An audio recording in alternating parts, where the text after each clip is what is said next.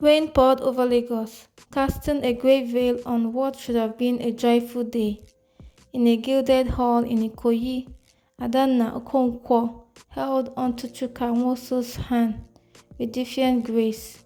She was the daughter of one of the richest men in Nigeria. He was just a mechanic, or so everyone believed. The whispers were loud enough to cut through glass.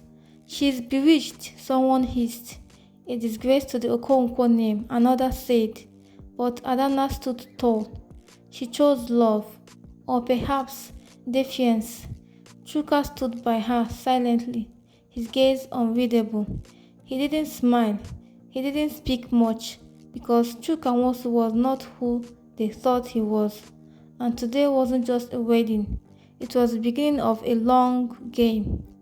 Moving into the Okonkwo mansion was like walking into a lion's den. Chief Okonkwo didn't speak to Chuka unless it was to bark and insult him. Lady Ifoma acted as if he were a disease in the house. Uzo, Adana's arrogant younger brother, mocked his every move. "You look like you've never used a fork before." Uzo laughed one evening. Chuka stared at him, slow and silent. "It's better to be new to forks than old to failure," Chuka replied back. They all dismissed him, treated him like a joke, but Chuka took notes.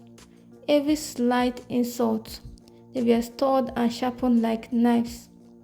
They didn't know Chuka was once the son of a billionaire, that he had watched his parents die in flame, that he had lived in the gutter, not because he belonged there, but because someone wanted him erased. While the Okonkwas slept, he studied. While they laughed at him, he planned. He fixed the house himself, balanced their books without credit, secretly kept their boutique business from collapsing by rerouting funds. One day, he overheard Chief Okonkwo screaming at the banker. The family was in debt, badly. "There's a loophole," Chuka said calmly. "We negotiate the capital injection clause. You'll buy time." The chief laughed at his face. That night he took Chuka's advice and saved his company, but he never said thank you.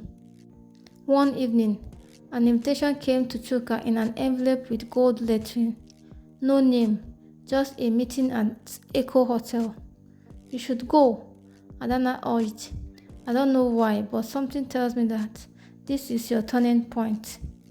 At the gala, Power walked in diamonds and drank aged whiskey, and then a silver-haired man approached. "You look like him," he said. "I'm Anayo Obi. I was your father's lawyer." Chuka stared. "Your real name is Chuka Chinedu Obiora. You are heir to Obiora's holdings. You were declared missing 15 years ago. We've been searching ever since." And just like that, the game changed. The news broke like thunder. Chuka Nwosu, son of the late Chief Emeka Obiora, has reclaimed his stake in Obiora Holdings, worth over 25 billion naira. At the Okonkwo mansion, jaws dropped. Lady Ifoma fainted. Chief Okonkwo staggered. Uzo dropped his drink. That evening, Chuka arrived, not in old clothes, but in custom navy suit. Black SUVs lined the gates. Every week, he sent petty tasks to Uzo's inbox. Job applications, rejection letters, a reminder, "You once mocked me." Lady Ifoma received an anonymous audit request. Her boutique's books, now exposed for years of tax evasion, were frozen. Chief Okonkwo, his company was bought out by a silent investor. The investor was Chuka. When the chief came to beg for a partnership, Chuka handed him a broom. "You can sweep my lobby," he said without blinking. One day, Vanessa Ekene entered with fire in her heels. "I was engaged to your father. I deserve something." "You deserve nothing," Chuka said. She smiled. "I know your secrets and I can destroy what you love." She tried, leaked false stories about Adanna, hired trolls, spread rumors, but Chuka was 10 steps ahead. He traced every leak, every bribe, and when Vanessa tried to blackmail a board member, she was caught on tape. She was arrested, her social empire burned to the ground. But Vanessa wasn't alone. Gbenga Ojo, a bitter rival, joined forces with her before her downfall. They tried to frame Chuka in a laundering scheme. Staff were bribed to turn. One tried to poison him, but Chuka had built walls. He hired his own security, vetted every hand, and then he struck back with lawsuits, audits, arrests. When Gbenga was dragged out in cuffs, Chuka made his eyes. Never mistake kindness for weakness. One night, Chuka took Adana to their rooftop. No paparazzi, just stars. I never truly asked, he said. You chose me when I was nothing. Now let me choose you with everything I have. She nodded, tears in her eyes. Then kneel again, she whispered, because love doesn't change with status. He smiled and did just that. Years passed. Chuka built schools, sponsored thousands, but his name became more than a company. It became a warning. They called him the Mechanic King, a man who built his empire from the ashes. The Okonkwo name faded. Adana's boutique thrived, now the flagship store in Chuka's lifestyle brand. And every Sunday, Chuka visited Ajegunle, where it began, teaching boys how to fight with brains, not fists. But he never forgot. Revenge wasn't loud. It didn't come with screaming or blood. It came with silence, success, and the memory of every face that once looked down on him.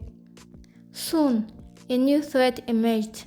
Senator Tunde Alawode, a corrupt politician with ties to the underworld, saw Chuka's rise as dangerous.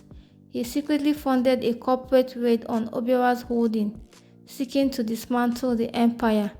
But Chuka anticipated the betrayal. Using an inside mole, he fed the senator false data. When the raid launched, it collapsed publicly. Tunde was exposed for security fraud and invasion. The night of Tunde's arrest, Chuka received an anonymous note. Your parents didn't die in an accident. I did it. A friend. Adana feared for Chuka's safety, but Chuka was already moving. He reopened his parents' file. The fire, once believed to be accidental, was deliberate. And the name behind the property they died in, a shell company, owned by Chief Okonkwo. Chuka confronted him. You didn't just hate me because I was poor. You knew who I was. You tried to kill the future heir. Chief Okonkwo, broken, confessed, your father was my rival. I thought I won, but I failed. Chuka gave him one final choice. Sign over the last of your properties to the Obiara Foundation or rot in jail. He signed and then disappeared. Through the storms, Adana stayed. When Chuka considered vengeance that went too far, she held his hand. Let's not become like them, she said, and that was enough. On their 10th anniversary, Chuka gave her a gift, the land where he was born, now rebuilt into a community hospital. We came from pain, he told her, but we gave back light. She kissed him, and I'll love you, whether mechanic or king.